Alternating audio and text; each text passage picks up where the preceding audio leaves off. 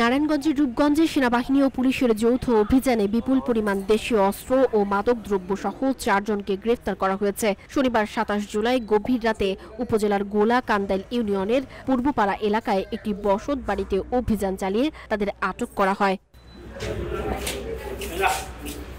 গ্রেফতারকৃতরা হলেন মোহাম্মদ দেলোয়ার হোসেন, মোহাম্মদ সজীব, মোহাম্মদ সাজ্জাদ ও মোহাম্মদ রিয়ান। তাদের সকলের বাড়ি রূপগঞ্জ থানাধীন গোলা কান্দাইল পূর্বপাড়া।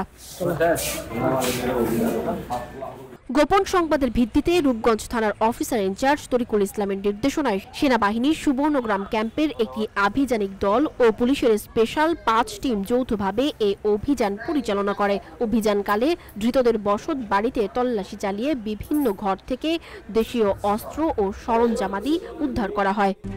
RICL TMX, যুগের পর যুগ স্থাপনা থাকে মজবুত।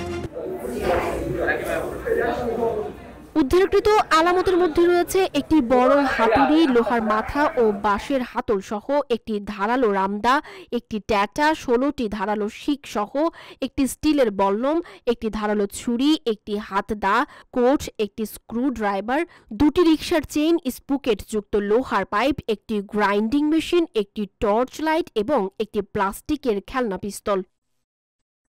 গতকাল রাত ভোর 4টার দিকে যৌথ বাহিনী এবং পুলিশ রূপগঞ্জ থানাধীন গোলা কান্দাইল সাবিনে আসামি দেলোয়ারের বসত বাড়িতে গোপন সংবাদের ভিত্তিতে আমরা অভিযান পরিচালনা করি। অভিযান পরিচালনাকালে আসামিদের নিকট থেকে 10টি দেশীয় অস্ত্র, রামদা, ছুরা, ছেদা, বল্লম সহ 10টি দেশীয় অস্ত্র উদ্ধার করি। পাশাপাশি তাদের নিকট হতে 5 লিটার দেশীয় চুলাই মদ উদ্ধার করি।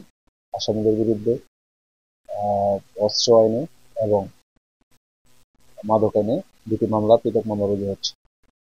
আদালতে যথাযথ আইনানুগ প্রক্রিয়ায় প্রেরণ করছে। তবে বসত বাড়ি থেকে এত কিছু উদ্ধারের ফলে এলাকাবাসীর মাঝে আতঙ্ক বিরাজ করছে।